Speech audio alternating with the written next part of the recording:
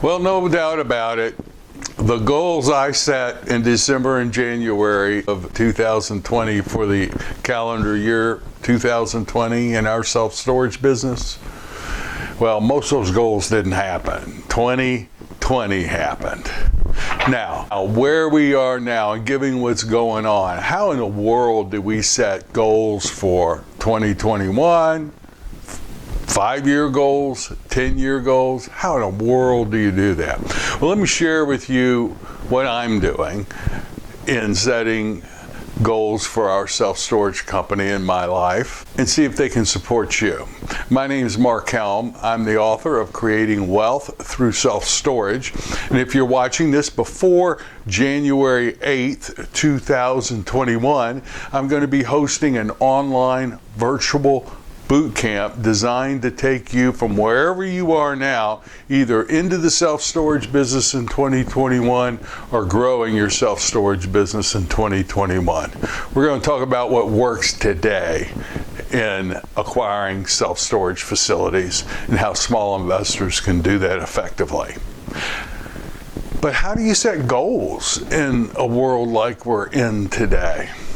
Well, I'm not an expert on it, but let me share with you what I'm doing. I mean, who would have ever thought in January 2020 that the phrase of the year would be something like, "You're on mute, unmute yourself"? Not me. So how do you anticipate and set goals for yourself or set goals for your company when something like 2020 can happen?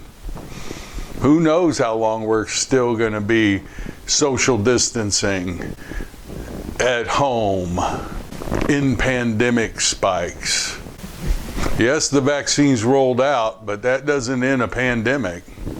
It initially may slow it down at some point, but it's going to take a while before this is over.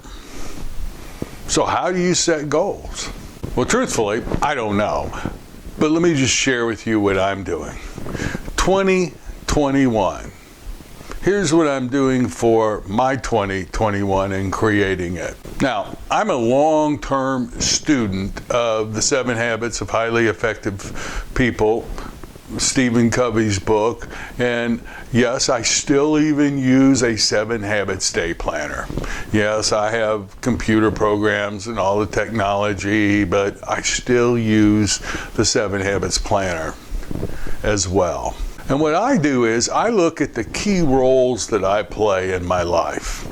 Self-storage owner, husband, business owner, commercial real estate business owner, student, musician.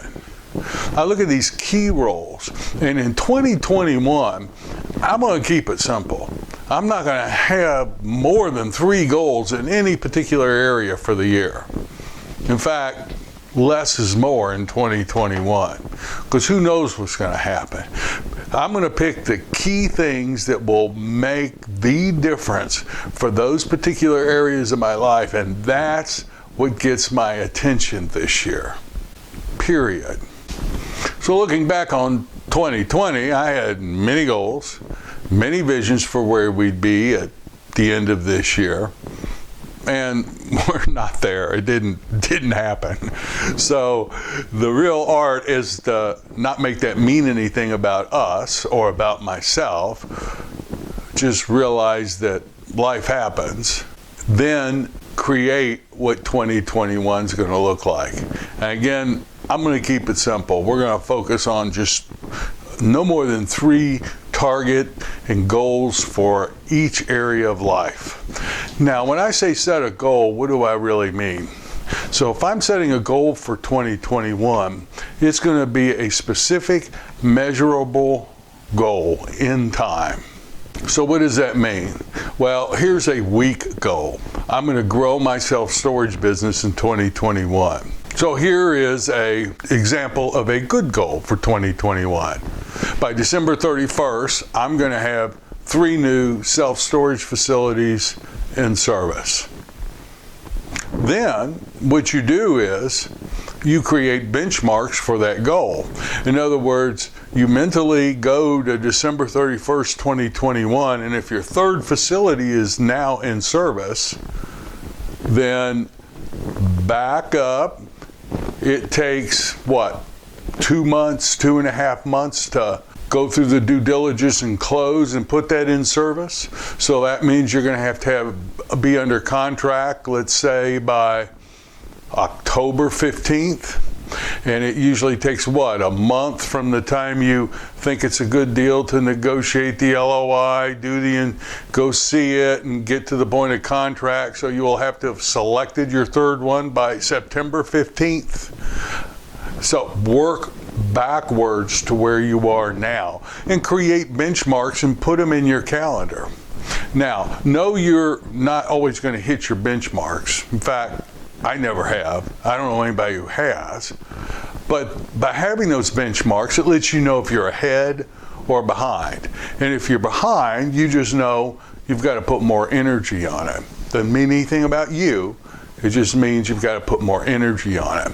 That's how I use goals and benchmarks as we move through the year. It's a powerful way to be with it. And remember, if you don't hit a goal, it doesn't mean anything about you. It means you didn't hit the goal. Yes, you may need some training. Yes, you may need some support you don't have. But that just means you need training and you need support. It doesn't mean anything about you. Speaking of that, I budget every year a specific percentage of my income for ongoing training. And that training is both personal training as well as industry training. So let's talk about extra points. Here's how you get extra points in the world of goal setting. First of all, just don't write your goals down and then say you've done it. Keep them alive. Keep them where you're looking at them. You know what they are. You're present to them.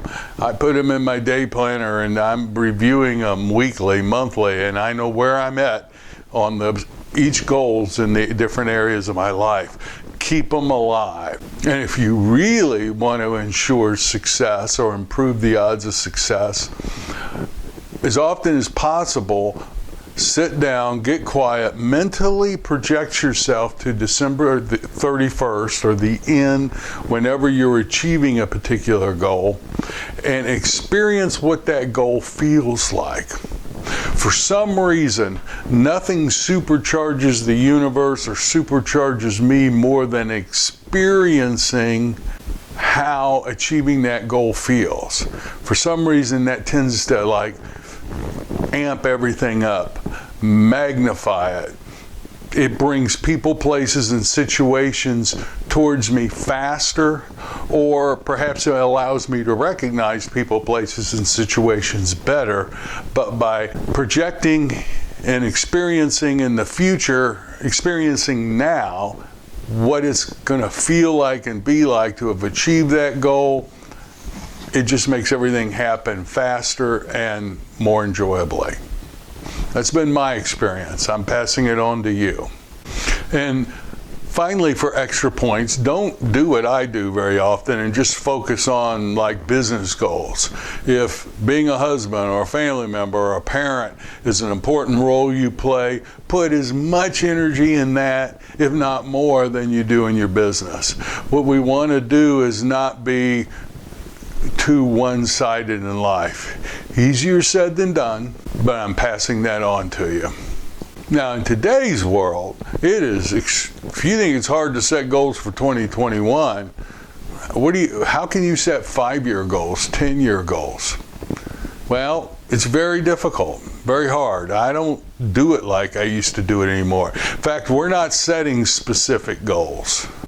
We're creating visions of what our company or what my life or whatever role I'm looking at, what it's going to be like in 5 or 10 years, and not getting quite as specific as we used to. Now, I know it sounds contradictory to what I just said about setting specific, measurable goals in time, but it's very difficult to do with the world changing as fast as it does.